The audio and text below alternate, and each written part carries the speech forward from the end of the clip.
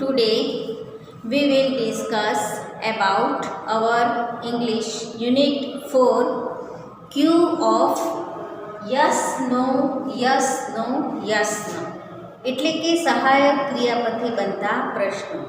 જ્યારે આપણે ગ્રામરના લેક્ચરમાં કોઈ પણ કાળ શીખતા હતા ત્યારે તે કાળમાં પણ હું તમને એવા પ્રશ્નો શીખવાડતી હતી કે જેના જવાબો તમે યસ અથવા નોમાં લખી શકો. તો આપણા પાઠનું નામ પણ એવું જ છે કે એવા પ્રશ્નો કે જેના જવાબો તમે યસ નોમાં આપી શકો. તો અહીંયા આપણો આ પાઠ છે, એમાં એક્ટિવિટી 1 એમાં અમુક એવા ક્વેશ્ચન્સ આવેલા છે કે જેનો જવાબ તમારે યસ અથવા નોમાં લખવાનો છે. તો આપણે એક્ટિવિટી 1 સમજવાની શરૂ કરીએ. એક્ટિવિટી 1 રીડ એન્ડ એન્જોય, વાંચો અને મજા માણો. સરસ મજાના અહીંયા 3-4 નાની જોક આપેલી છે અને એ જોક્સના આધારે નીચે એના ક્વેશ્ચન્સ પૂછેલા છે, એના જવાબો આપણે યસ અથવા નોમાં આપવાના છે. પહેલું છે, Parth says, sir will you punish me for what I did not do? Parth એના સરને પૂછે છે કે sir will you punish me? Punish એટલે શિક્ષા કરવી. શું તમે મને સજા કરશો? what I did not do, મેં જે કર્યું નથી. એટલે કે એને પૂછે છે કે સાહેબ શું તમે મેં જે નથી કર્યું તેની સજા કરશો, તેની મને શિક્ષા આપશો? Teacher says no, of course not. શિક્ષકે તરત જ એમણે કહી દીધું કે ના એવું તો થોડું બને, બિલકુલ નહીં આપું. એટલે પાર્થ હવે ક્લેરિફિકેશન આપે છે, I have not done my homework today. આજે મેં મારું ગૃહ કાર્ય કર્યું નથી. જો પાર્થ કેવો ચાલાક છે, ગૃહ કાર્ય હોમવર્ક નથી કર્યું એટલે એના ટીચરને પહેલેથી જ એ બાંધી દે છે કે મેં જે નથી કર્યું એના માટે તમે મને શિક્ષા આપશો. તો એના શિક્ષકે ના પડે એટલે તરત કહી દીધું કે તો સાહેબ આજે મેં મારું હોમવર્ક કર્યું નથી. હવે આની નીચે 3 પ્રશ્નો આપેલા છે, એમાં જોઈએ પહેલો પ્રશ્ન, did Parth do his homework? શું પાર્થે એનું ગૃહ કાર્ય કર્યું? તો આપણે જવાબ લખીશું no, Parth did not do his homework. બીજો પ્રશ્ન છે, will the teacher punish Parth? શું શિક્ષક પાર્થને શિક્ષા કરશે? તો જવાબ આપણે લખીશું yes, the teacher will punish Parth. હા, ટીચર પાર્થને શિક્ષા કરશે. ત્રીજો અને છેલ્લો પ્રશ્ન છે, the teacher will punish Parth because, આપણે ત્યાં કારણ લખવાનું છે તો આપણે લખીશું કે the teacher will punish Parth, શિક્ષક પાર્થને શિક્ષા કરશે because he has not done his homework. પૂર્ણ વર્તમાનકાળમાં લખીશું કે તેણે તેનું ગૃહ કાર્ય કર્યું નથી. હવે બીજી જોક્સ આપેલી છે એને સમજી લઈએ. Tushar says, Jigar your father was black a few months ago. જીગરને કહે છે કે જીગર તારા પપ્પા થોડા મહિના પહેલાં કાળા હતા, but now he is looking very fair. પરંતુ હવે તેઓ ખૂબ ગોરા દેખાય છે. Jigar says yes you are right. Jigar કહે છે હા, તારી વાત સાચી છે. Tushar says does he apply fairness cream? Tushar પૂછે છે કે શું તારા પપ્પા ફેરનેસ ક્રીમ એટલે ગોરા થવાનું ક્રીમ લગાવે છે? Jigar says no he doesn't. ના, તેઓ એવું કંઈ લગાવતા નથી. Tushar says did he consult a beautician? શું તેમણે કોઈ સૌંદર્ય તજજ્ઞ, સૌંદર્યમાં જે એક્સપર્ટ હોય એવી કોઈ વ્યક્તિની સલાહ લીધી છે, એમને કન્સલ્ટ કર્યા છે?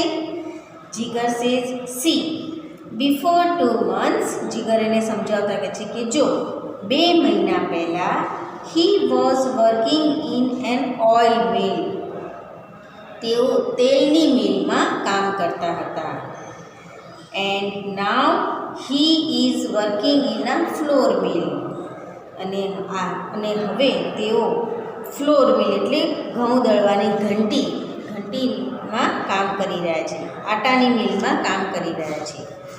જ્યારે ઓઇલ મિલમાં કામ કરતા હતા ત્યારે બધું ઓઇલનો કાળો કાળો ધુમાડો અને બધું ઉડી અને પપ્પા કાળા લાગતા હતા, અને હવે જ્યારે લોટ દળવાની, ઘઉં દળવાની જે ઘંટી છે એમાં કામ કરે છે તો લોટ ઉડીને ધોળા ધોળા લાગે છે. બરાબર. હવે એની નીચે પ્રશ્નો આપેલા છે. પહેલો પ્રશ્ન છે, ડીડ જીગર્સ ફાધર એપ્લાય આ ફેસ ક્રીમ? શું જીગરના પિતાજી ફેસ ક્રીમ વાપરતા હતા? નો, Jigar's father did not apply આ ફેસ ક્રીમ. બીજો પ્રશ્ન છે, did Jigar's father consult a beautician? શું જીગરના પિતાજીએ સૌંદર્ય તજજ્ઞની મુલાકાત લીધી હતી, એની સલાહ લીધી હતી? No, Jigar's father did not consult a beautician. અને ત્રીજો પ્રશ્ન છે, did Jigar's father work in a coal mill? શું જીગરના પિતાજી કોલસાની મિલમાં કામ કરતા હતા, coal mine? No, Jigar's father did not work in a coal mine. હવે એની આગળ ત્રીજો એક જોક્સ આપેલી છે. Teacher says why are you late today? આજે તું કેમ મોડો આવ્યો છે? Chintu says sir I got up a bit late today. Sir એ ચિન્ટુ એનું ક્લેરિફિકેશન આપતા કહે છે કે સાહેબ આજે હું થોડો મોડો ઉઠ્યો. આઈ વોઝ ઇન અ હરી, મોડો ઉઠ્યો એટલે હું ઉતાવળમાં હતો. I pressed the toothpaste very hard, એટલે મેં ટૂથપેસ્ટને ખૂબ જોરથી દબાવી. And the whole paste came out, અને બધી જ એની અંદર જેટલી પણ પેસ્ટ હતી તે બધી જ પેસ્ટ બહાર આવી ગઈ. આઈ tried very hard two put the paste back into the tube. બધી પેસ્ટ બહાર આવી ગઈ પછી મેં એ પેસ્ટને ટ્યુબમાં પાછી નાખવાનો ખૂબ જ પ્રયત્ન કર્યો. I tried for more than an hour, મેં 1 કલાકથી પણ વધારે એ બાબતે પ્રયત્ન કર્યો. બટ આઈ ફેલ, પણ હું નિષ્ફળ રહ્યો. Than I started for school, પછી હું શાળાએ આવવા માટે નીકળ્યો. સો આઈ રીચ્ડ લેટ, અને તેથી હું મોડો થયો. પેસ્ટ બધી બહાર કાઢી લીધી, પછી એને અંદર નાખવા માટે 1 કલાક વધ્યો, પણ તોય અંદર ગઈ નહીં, અને પછી હું સ્કૂલે આવવા નીકળ્યો તો મારે આવવાનું મોડું થઈ ગયું. હવે નીચે 3 પ્રશ્નો આપેલા છે. પહેલો પ્રશ્ન છે, did Chintu get up on time? તો જવાબ આવશે no, Chintu did not get up on time. બીજો પ્રશ્ન છે, did Chintu try to put the paste back into the tube? Did he succeed? 2 પ્રશ્નો છે એની અંદર, તો આપણે જવાબ લખીશું yes, Chintu tried to put the paste back into the tube. અને બીજા પ્રશ્ન જવાબ આવશે હી ડીડ નોટ સક્સીડ. ત્રીજો પ્રશ્ન છે, did Chintu reach the school on time? તો જવાબ લખીશું no, Chintu did not reach the school on time. ત્યારબાદ ચોથો અને છેલ્લી એક જોક છે, એ પણ સરસ છે, એને જોઈ લઈએ. Fatima Bibi wanted to get rid of an old cat. To get rid of એટલે કોઈ વસ્તુથી છુટકારો મેળવો. ફાતિમા બીબી એક ઘરડી બિલાડીથી છુટકારો મેળવવા ઈચ્છતા હતા. She asked her husband Mulla Nasruddin to take the cat to a nearby forest and leave her there. તેમણે તેમના પતિ મુલ્લા નસરુદ્દીનને બિલાડીને નિયર બાય નજીકના કોઈ જંગલમાં લઈ જઈ અને ત્યાં છોડીને આવવાનું કહ્યું. આફ્ટર અ ફ્યુ ડેઝ, થોડા દિવસો પછી, મુલ્લા વોઝ નેરેટિંગ એટલે વર્ણન કરવું. ધીસ ઇન્સિડન્ટ એટલે ઘટના ટુ હિઝ ફ્રેન્ડ સિરાજુદ્દીન. થોડા દિવસો પછી મુલ્લા આ ઘટના તેના મિત્ર સિરાજુદ્દીનને વર્ણવીને કહી રહ્યા હતા. કેવી રીતે કહેતા હતા એ જુઓ. Mulla says, I put the cat into the basket. મુલ્લાએ કહ્યું કે મેં બિલાડીને એક ટોપલીમાં મૂકી. Walked through unknown streets. અજાણી શેરીઓમાંથી પસાર થઈ. Reached the forest. હું જંગલમાં પહોંચ્યો. I took many trails turning round and reached a dense grove. હું જંગલમાં ગોળ ગોળ ફરતી ઘણી પગદંડીઓ ઉપર ચાલીને એક ગાઢ ઉપવનમાં પહોંચ્યો. ડેન્સ એટલે એકદમ ગીચ, અને ગ્રોવ એટલે વન, બગીચા જેવું, બધી ગીચ ઝાડીઓ હોય એવી જગ્યાએ હું પહોંચ્યો. Then I open the basket and the cat jumped out. અને પછી ત્યાં જઈને મેં ટોપલી ખોલી અને બિલાડી કૂદીને બહાર આવી. મુલ્લા શું કહે છે કે બિલાડીને મેં એક ટોપલીમાં મૂકી, પછી એને અજાણી શેરીઓમાંથી લઈ જઈ અને એક નજીકમાં આવેલા એક ગાઢ જંગલમાં ગયો. કેમ પ્રાણીઓને અજાણ્યા રસ્તે લઈ જવા પડે? કારણ કે પ્રાણીઓ એક વખત રસ્તો સૂંઘી લે એટલે એ જિંદગીભર ભૂલે નહીં. તમે એને આંખે પાટા બાંધીને કે ગમે એ ડબ્બામાં પૂરીને લઈ જાઓ તો એને તમે છોડો એટલે પાછી એ રસ્તો સૂંઘી પાછી ઘરે પહોંચી જ જાય. એટલે એને અજાણી કોઈ દિવસ ના લઈ ગયા એવી શેરીઓમાંથી પસાર કરી અને જંગલમાં લઈ ગયા.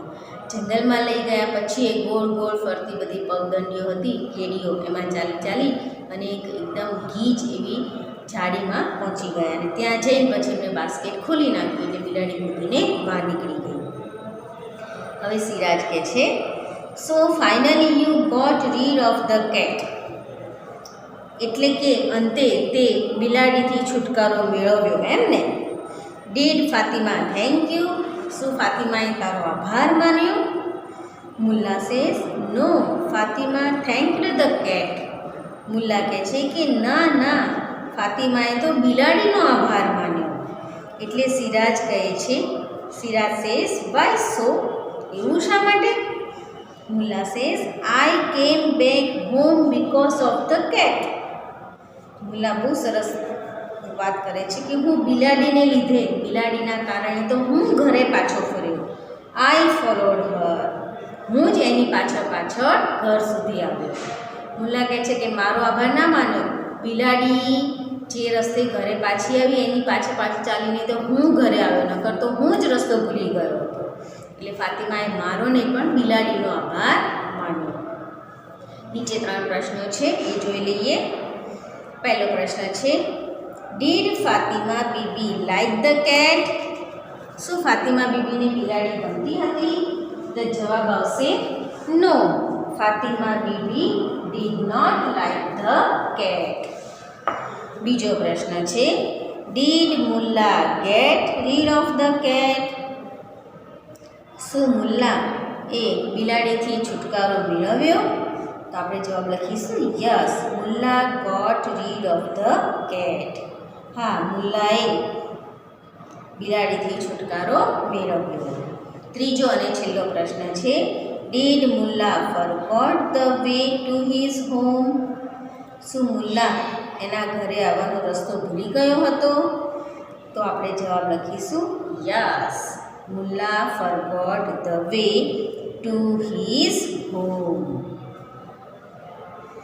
મુલ્લા એના ઘરેનો રસ્તો ભૂલી ગયો હતો. તો અહીંયા એક્ટિવિટી 1માં ક્વેશ્ચન્સ ઓફ યસ નોની એવી 4 એક્ટિવિટીઝ, 4 નાના જોક્સ અને એની નીચેના પ્રશ્નો આપેલા હતા, જેના જવાબ આપણે યસ નોમાં લખ્યા આપણે દરેક વખતે આની પહેલા સેમેસ્ટરમાં જેટલા પણ આપણે ગ્રામરના પાઠ શીખ્યા, જેટલા કાળ શીખ્યા, બધા કાળમાં મેં તમને સહાયક ક્રિયાપદથી બનતા પ્રશ્નો બનાવતા શીખવાડ્યા હતા. દાખલા તરીકે આપણે સહાયક ક્રિયાપદની વાત કરીએ તો સાદા વર્તમાન કાળમાં જ્યારે આપણે સાદા વર્તમાન કાળની ચર્ચા કરી ત્યારે આપણે ટુ અને ડઝથી પ્રશ્નો બનાવ્યા હતા, બરાબર, અને એના જવાબો પણ આપણે યસ નોમાં લખ્યા હતા. ત્યારબાદ સાદો ભૂતકાળ શીખ્યા હતા, ત્યારે આપણે ડીડથી પ્રશ્નો બનાવતા શીખ્યા હતા અને એના જવાબો પણ આપણે યસ નોમાં લખ્યા હતા. સાદો ભવિષ્યકાળ શીખ્યા હતા, ત્યારે વિલથી પ્રશ્નો બનાવતા શીખ્યા હતા અને એના પણ પ્રશ્નોના જવાબ આપણે યસ નોમાં લખતા શીખ્યા હતા. ત્યારબાદ એક કેન શીખ્યા હતા, કેનથી પણ પ્રશ્નો પૂછ્યા હતા. પછી મે શીખ્યા હતા. આ બધા સહાયક ક્રિયાપદો છે. સહાયક ક્રિયાપદથી બનતા બધા પ્રશ્નોના જવાબ તમે યસ નોમાં આપી શકો. એને ઇન્ટ્રોગેટિવ સેન્ટેન્સ કહેવાય. ઇન્ટ્રોગેટિવ એટલે સહાયક ક્રિયાપદની મદદથી બનતા પ્રશ્નો, બરાબર. તો આવી રીતે જ્યારે કોઈ પણ સહાયક ક્રિયાપદથી પ્રશ્ન બનેલા હોય ત્યારે એના જવાબો તમે યસ અથવા નો આ બેમાં જ આપી શકો. એનો કોઈ ત્રીજો જવાબ બનતો નથી. આપણો આ જે પાઠ છે પણ આવા પ્રશ્નો ઉપર જ આધારિત છે. હજી આના પછી જ્યારે એક્ટિવિટી 2 આવશે એમાં પણ એવા જ પ્રશ્નો છે કે જેના જવાબો યસ નોમાં આપી શકાશે. તો એને આપણે પછી નેક્સ્ટ લેક્ચરમાં જોઈશું. Thank you.